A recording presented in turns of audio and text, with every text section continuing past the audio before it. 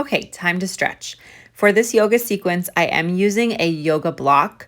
Props, while not essential, can help make poses that might be painful or challenging more accessible. So, if you do not have a yoga block, you might try out a large book or perhaps a stack of books or even a pillow.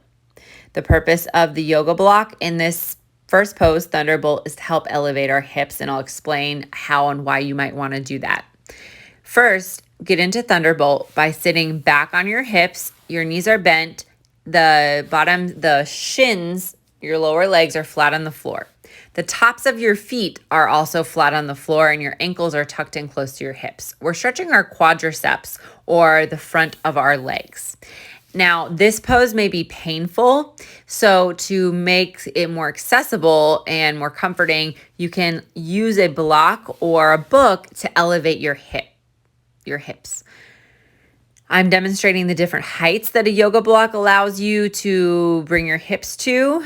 Again, you choose what works for you. That extends to the duration of this video. If it doesn't work for you, obviously you have the agency right now to pause the video and find something that does. So, if you're still here, once you have found a yoga block or prop that helps elevate your hips to your desired height, go ahead and just settle back in.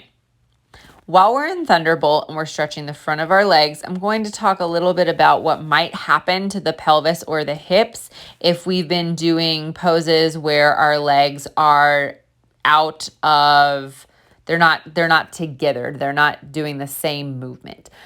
So for example, if you do a lot of different lunges, especially if you lift weights or do HIIT or CrossFit, and perhaps you're doing lateral lunges moving out to the side, that can actually be a lot of stress on your hips and your pelvis because your legs are kind of moving in opposite directions.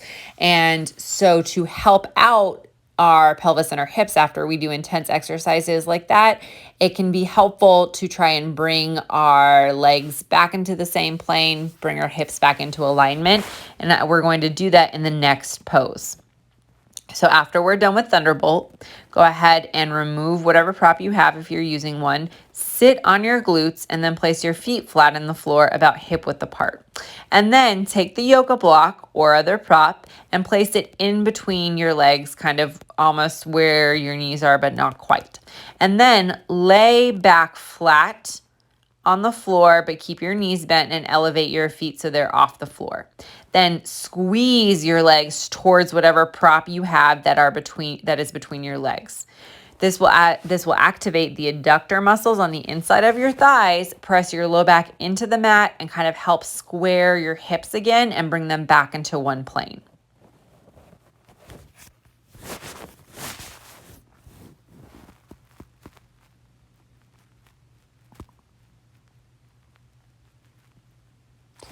Then remove the yoga block. I did that for about like 20 seconds, by the way.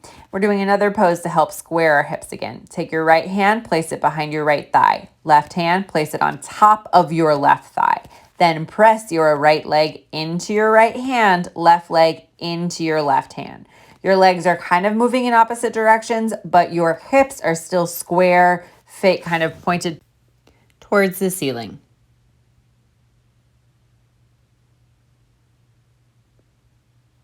Do that for about 20 seconds, and then take your right hand, place it on the top of your right thigh, left hand on the back of your left thigh. Then press right leg into right hand, your left leg into your left hand. Again, your legs are kind of moving in opposite directions, but your hips are again in the same plane, pointed towards the ceiling. Again, I do that for about 20 seconds. Place your feet back on the floor. And then we're coming into our next pose, Happy Baby. So take your legs and bring your thighs towards your chest, straighten your calves so that the bottoms of your feet track the ceiling. And then widen your legs a little bit apart so you can bring your arms inside your legs. You can grab a hold of either maybe the outside edges of your feet, the back of your knees, or even your ankles. Again, here having a prop like a strap might help you grab your feet if you can't reach them. And then press your low back into the ground, squeeze your knees towards your upper arms.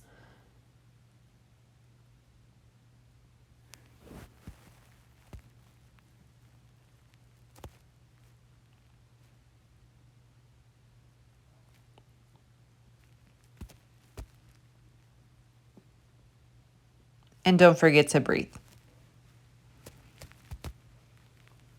Slowly release your feet, return them flat on the floor, and then take your right leg and stretch it up towards the ceiling so the bottom of your foot is facing the ceiling. Then interlace your fingers behind your right thigh. Press your right leg away from your body as you also pull your leg towards your body. It's kind of like a push-pull. Pointing your right toes more towards your face than the ceiling will intensify the stretch on the back of our leg or our hamstring. Now I'm about to go over a little trick that works for me that helps release some low back tension. If it doesn't work for you, don't do it. Take your right thumb and find your right hip crease and kind of hook your right thumb in between your hips, or your hip crease rather. And then take your right leg and cross it a little bit towards the left. Not a whole lot, but just kind of crossing the midline of your body. For me, this helps kind of release any tension that was in my low back, and it makes my right glute feel pretty good. Then I take my right leg and I stretch my right leg out towards the right. I like to prop up my right leg with my right hand, but you can also pull your right leg towards the mat for more of a stretch.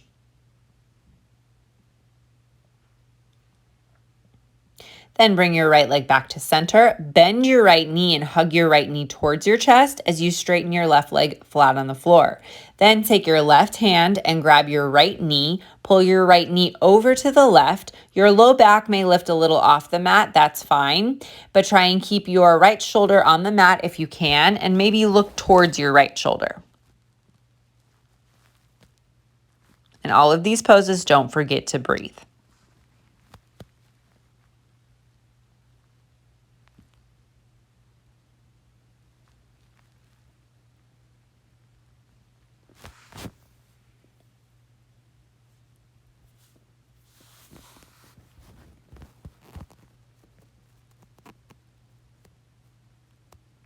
Slowly bring your right leg back to center. Keep your right knee bent and hug it in towards your chest.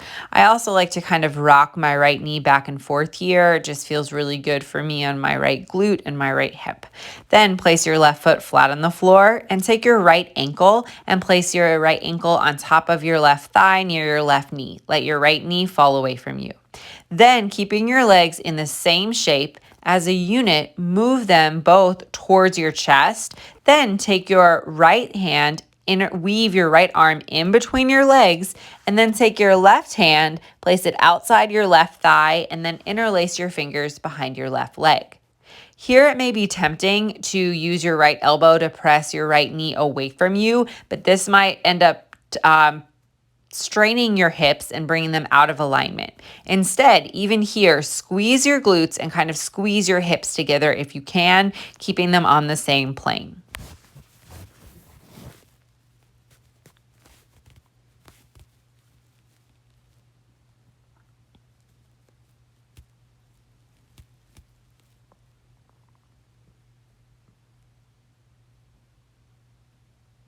Slowly release both legs, place both feet flat on the floor about hip width apart. Then allow both your knees to fall to the right, then bring them back through center, and like windshield wipers, let them fall to the left. If that feels good, you can move back and forth a few times at your own pace. Then everything we did on the right side, we need to do on the left. Straighten your left leg towards the ceiling so the bottom of your left foot is facing the ceiling. Interlace your fingers behind your left thigh. Press your left leg away from you, but also pull it towards you. Pointing your left toes more towards your face than the ceiling will intensify the stretch on the back of your left leg or your left hamstring. Here I'm going to do that little tip I did on the other side to help release your low back. If it works for you, feel free to do it. If it doesn't, feel free to leave it. Take your left thumb and find your left hip crease. Hook your thumb into your hip crease, and then pressing your left hip away from you, move your left leg slightly to the right, as if you're crossing an invisible line kind of where your belly button is.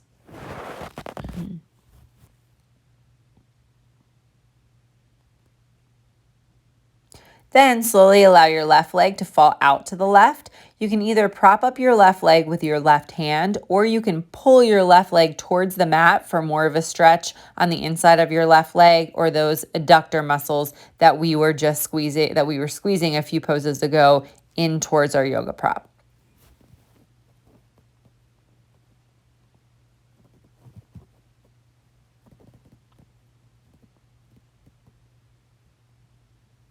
Slowly bring your left leg back to center, bend your left knee, hug your left knee in towards your chest as you straighten your right leg flat on the floor. Take your left knee with your right hand, pull your left knee towards the right. Your low back may lift, that's fine, but try and keep your left shoulder on the mat, maybe look towards your left shoulder.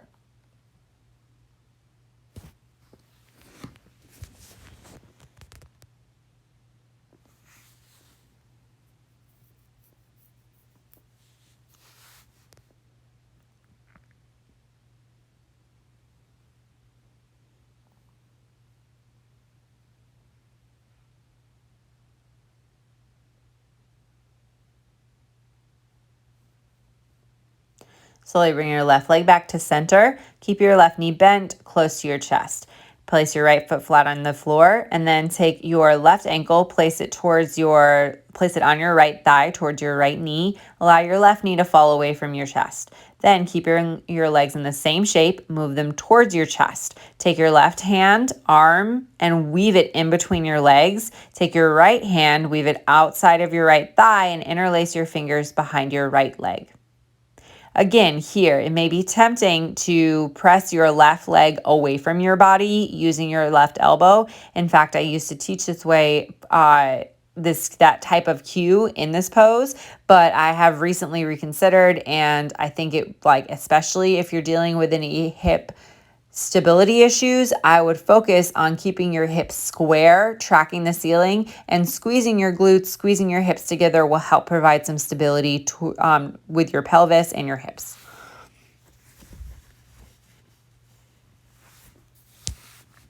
Then slowly release your right foot flat on the floor and your left foot flat on the floor. Then, keeping feet about hip width apart, allow both your knees to fall to the left. Then, like windshield wipers, move them through center and let them fall to the right.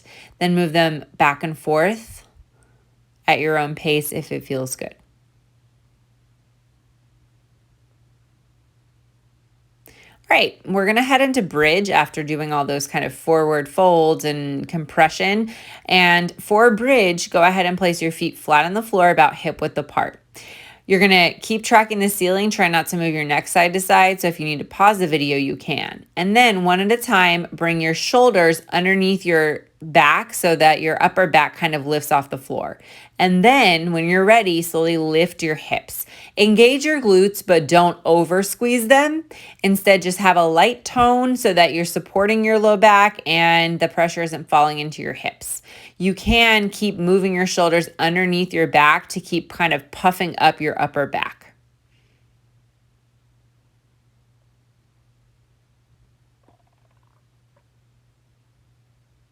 Slowly release your hips back to the ground. And then for our last pose, bring your feet, the bottoms of your feet, to touch one another and allow your knees, your right knee to fall to the right, your left knee to fall to the left, forming a butterfly shape. If this is too intense on your hips, you can make fists with your hands and place your fists kind of underneath your glutes.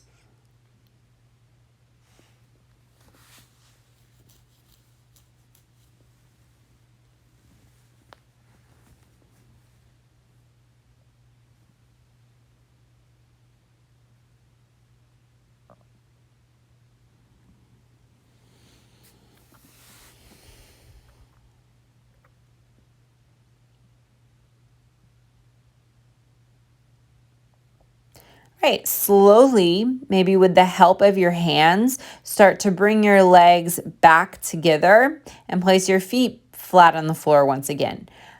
Keep your knees together and widen your right foot to the right, left knee or left foot to the left, so your knees kind of prop each other up and allow your low back to sink once again into the mat. Now from this point, you can kind of hang out here if you'd like to rest, or you might even want to stretch your legs out all the way in front of you, or find another posture that is supportive for what you need in this case.